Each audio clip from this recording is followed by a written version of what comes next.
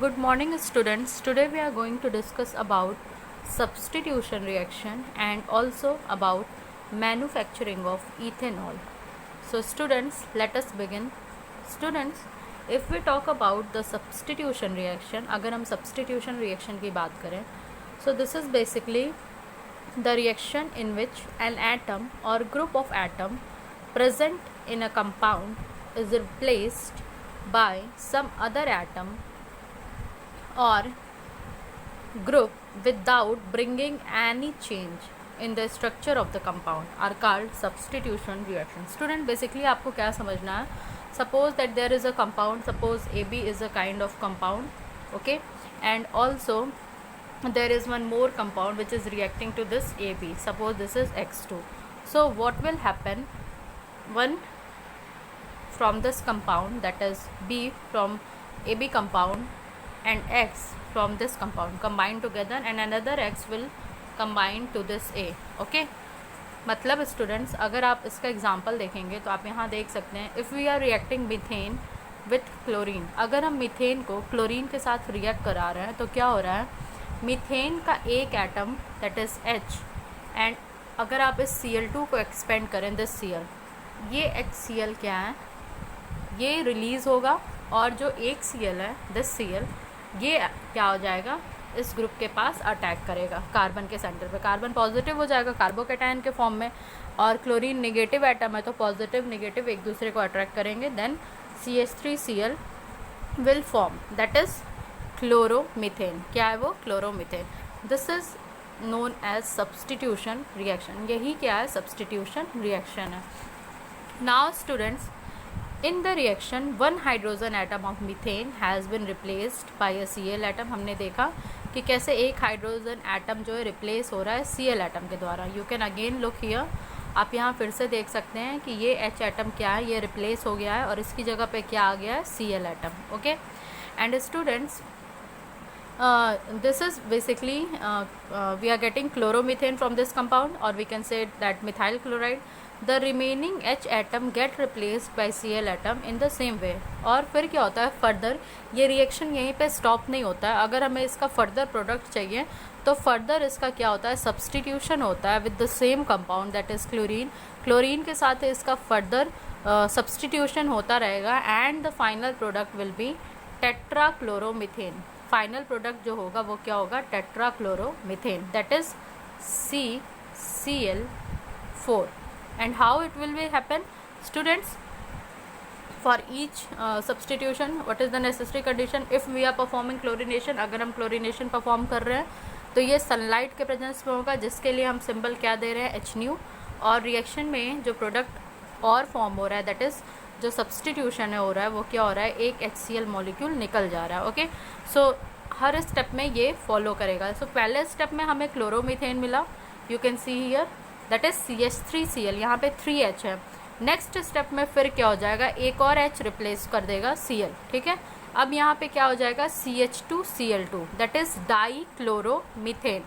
Again student, जब इसका substitution कराएंगे तो क्या बन जाएगा, ट्राई क्लोरोमीथेन, दैट इज एक H और रिप्लेस हो जाएगा Cl के द्वारा. अब जो प्रोडक्ट हमारा रहेगा वो है CHCl3, that is try chloromethane. फिर स्टूडेंट्स एक बार और अगर इसका सब्सटीट्यूशन कराएंगे तो आप देखेंगे कि जो एक और हाइड्रोजन एटम था वो रिप्लेस हो गया Cl एटम से और हमारा फाइनल प्रोडक्ट क्या बना, tetrachloromethane, that is CCl4. Okay, so this is the substitution reaction.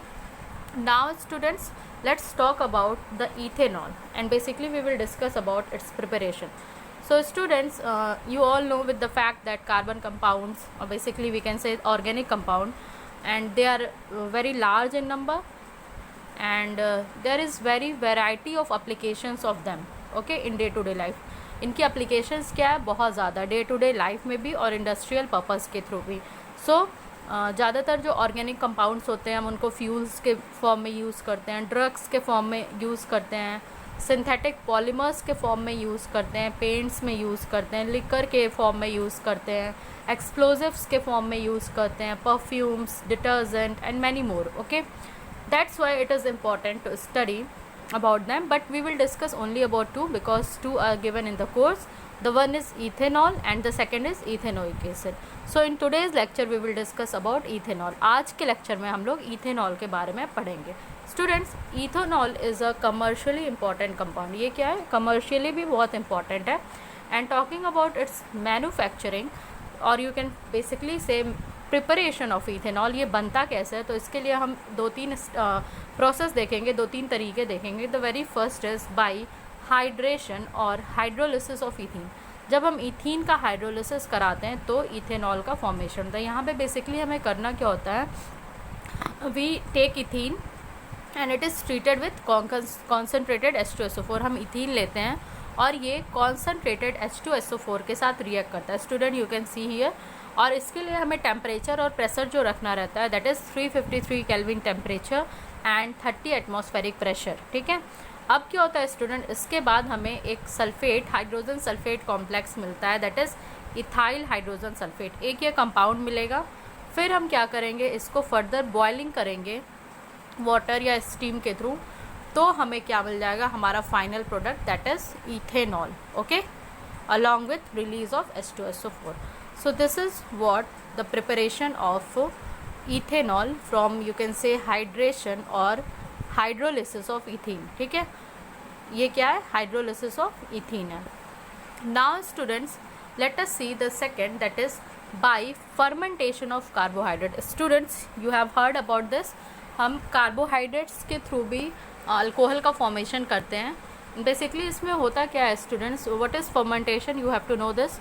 So the slow decomposition of large molecule.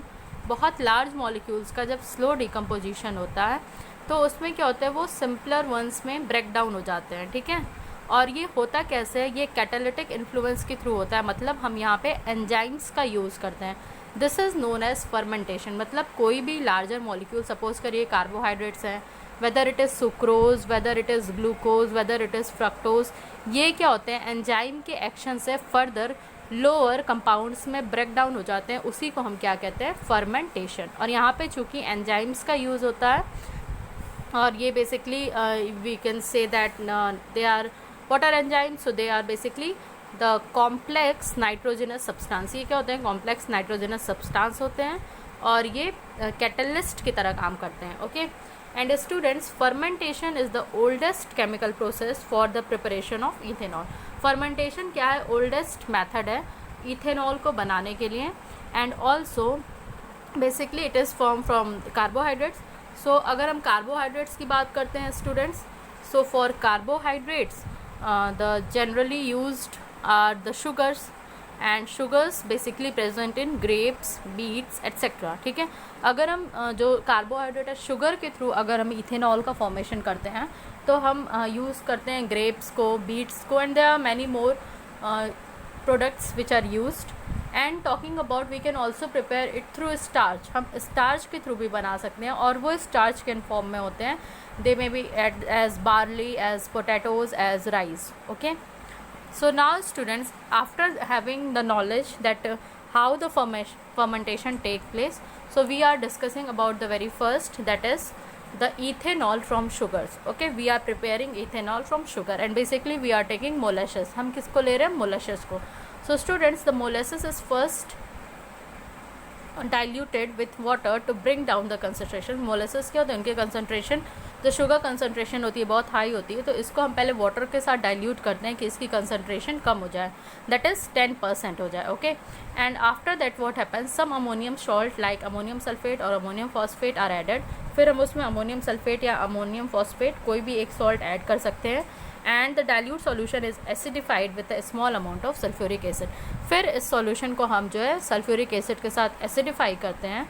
और ये बेसिकली इसलिए करते हैं to check the growth of unwanted bacteria, ताकि जो अनवांटेड बैक्टीरिया हैं वो इनहिबिट हो जाए. ठीक है, उनका ग्रोथ ना हो सके. नाउ स्टूडेंट्स, अब इसमें हम लोग क्या करते हैं, ईस्ट को ऐड करते हैं. Okay. It is basically the enzyme, you can say that, and is added to the solution and the temperature is maintain at about 30 degree Celsius for a few days. और हम basically क्या करते हैं, जो temperature है उसको 30 degree Celsius पर रखते हैं कुछ दिनों के लिए. Okay. Now the enzyme invertase enzymes present in the yeast. अब ये जो ईस्ट हमने डाला था इसमें क्या है, एंजाइम्स हैं, इन्वर्टेज और जाइमिन्स, यही दोनों एंजाइम एक्शन करती हैं और इथेनॉल का फॉर्मेशन होता है। So student suppose we have taken the molasses basically that is having the formula C12H22O11, और इसको जो है हम जब वाटर के साथ कॉन्सेंट्रेटेड फॉर्म में लाते हैं और फिर इसमें इसका कॉन्सेंट्रेशन लोअर करते हैं और इसमें फिर हम इन्वर्टेज का एक्शन जब होता है पहले तो ये ब्रेक डाउन हो जाता है 2 में, ठीक है, ग्लूकोज और फ्रक्टोज में, सिंपलर कंपोनेंट्स में। तो ये किसमें ब्रेक डाउन हुआ, ग्लूकोज और फ्रक्टोज में। फिर हम क्या करते हैं, ग्लूकोज जो है उस पर जाइमेज एक्शन करता है और वो क्या बना देता है, ethanol. Okay, so this is the final product that is ethanol. Now students there are few terms which you must have to know, wash, rectified spirit and absolute alcohol. So students, the fermented liquid contains about 8 to 10% ethanol and is called wash. What I am saying students, यहाँ आपने देखा जो ethanol form हुआ था ये क्या है, 8 to 10% alcohol है, this is only 8 to 10% alcohol, this is called as wash. इसको हम क्या कहते हैं, wash. But students when wash is subjected to fractional distillation, अगर वॉश का फ्रैक्शनल डिस्टिलेशन किया जाए तब हमें रेक्टिफाइड स्पिरिट मिलती है जो कि ये क्या है, 95%, ठीक है, that is rectified spirit. Then students what is absolute alcohol? So basically the 100% pure alcohol, ये क्या होता है, प्योर अल्कोहल है, 100% अल्कोहल है बस इसमें, known as absolute alcohol। और ये बनता कैसे है, is prepared by a special type of distillation process. इसके लिए एक स्पेशल डिस्टिलेशन प्रोसेस परफॉर्म किया जाता है which is known as azeotropic distillation, जिसको हम लोग कहते हैं azeotropic distillation. Thank you class.